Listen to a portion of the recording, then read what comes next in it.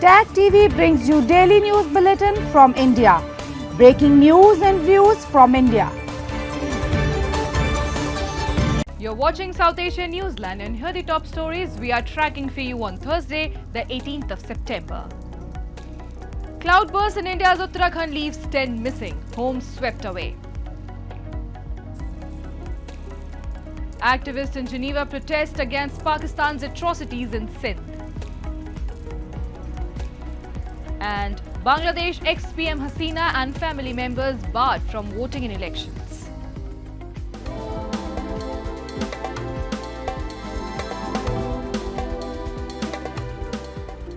And now for all the details. At least 10 people are missing after a cloudburst triggered by torrential rain in Chamoli district of India's Uttarakhand on Wednesday night forced houses to be buried under debris. A team from the National Disaster Response Force and ambulances reached the affected area to carry out search and rescue operations. However, adverse weather conditions were hampering the rescue efforts, with the weather department forecasting more heavy rain in Chamoli. The state government has issued a red alert for Dehradun, Champawat and Udham Singh Nagar, warning extremely heavy rain in these areas. Recurring cloudbursts and flash floods have killed dozens in Uttarakhand, leaving behind a trail of destruction.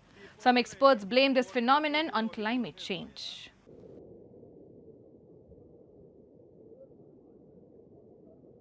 जनपद चमोली में नंदानगर घाट स्थान है, वहां पर गांव में बादल फटा है और बादल फटने के कारण कई मकान क्षतिग्रस्त हुए हैं। दो गांव हैं बेसिकली, एक गांव है कुंतरी लगा फाली, इसमें 8 लोग और दूसरा है धुरमा, इसमें 2 लोग अभी लापता चल रहे हैं। कुछ पशुओं की हानि बताई गई है।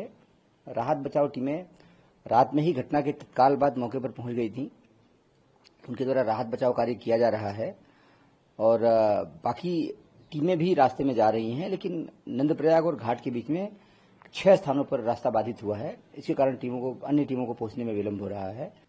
And in the wake of the newly signed Strategic Mutual Defence Agreement between Saudi Arabia and Pakistan, India on Thursday issued a response stating that it will closely study the pact's implications for India's national, regional and global stability.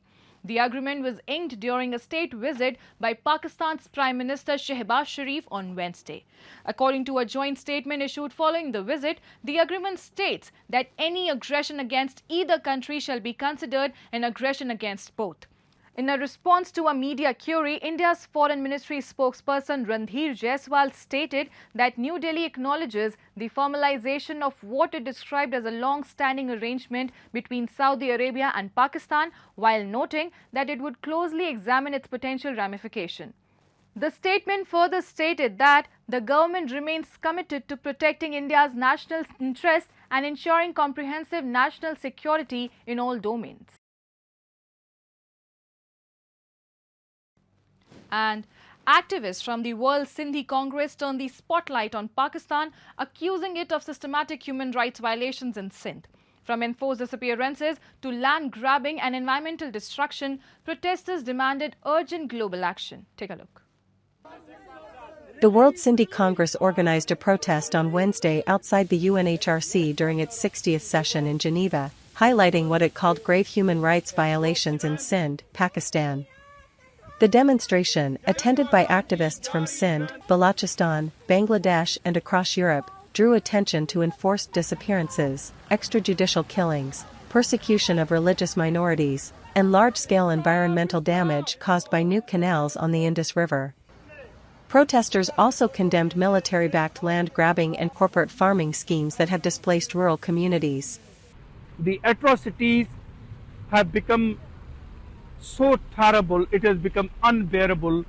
The whole Sindhi nation, the whole Sindhi society is reeling and suffering in the pain that is inflicted on Sindhi people by the Pakistan, which is in fact not an ordinary state. It is an army state run by army, for the army, and they don't even bother that what the world will say.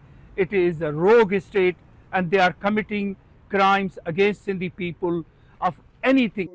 The World Sindhi Congress also held a gathering titled the Sindh Conference on the sidelines of the UNHRC session in Geneva.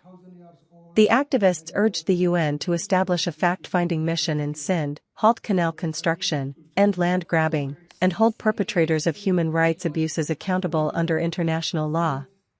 Sindhi people are still under subjugation, still under slavery, still under huge discrimination, and Pakistani agencies, whoever raises the voice of Sindhi people, whoever raises the voice for their rights, they kidnap them, they disappear them, and eventually some of them we receive the mutilated body.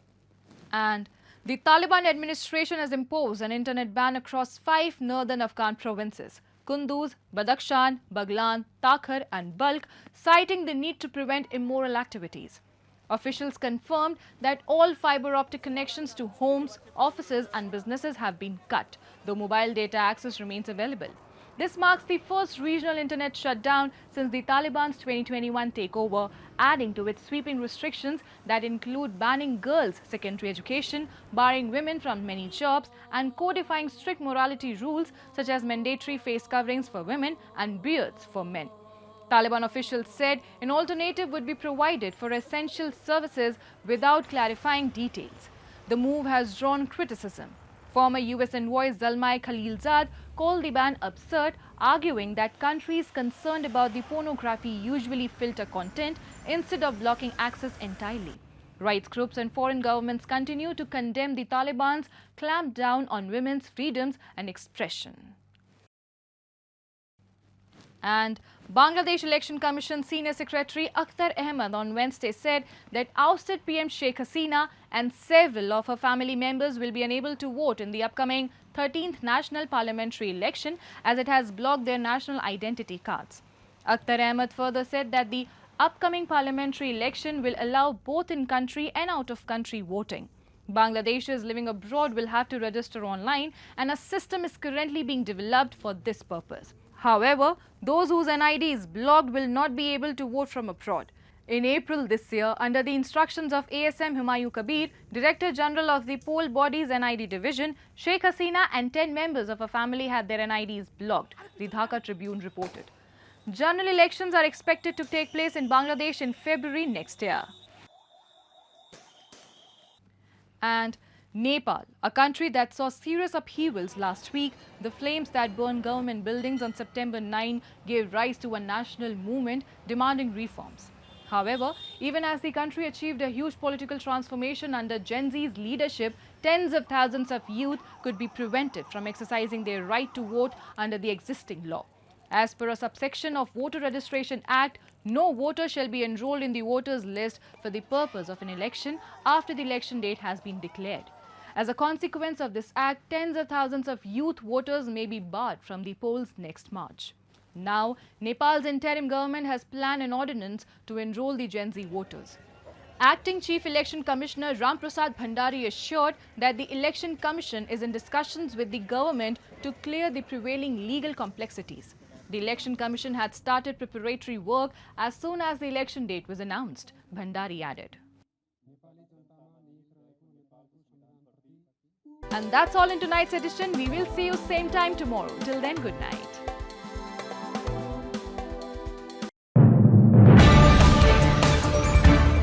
Tag TV brings you daily news bulletin from India. Breaking news and views from India.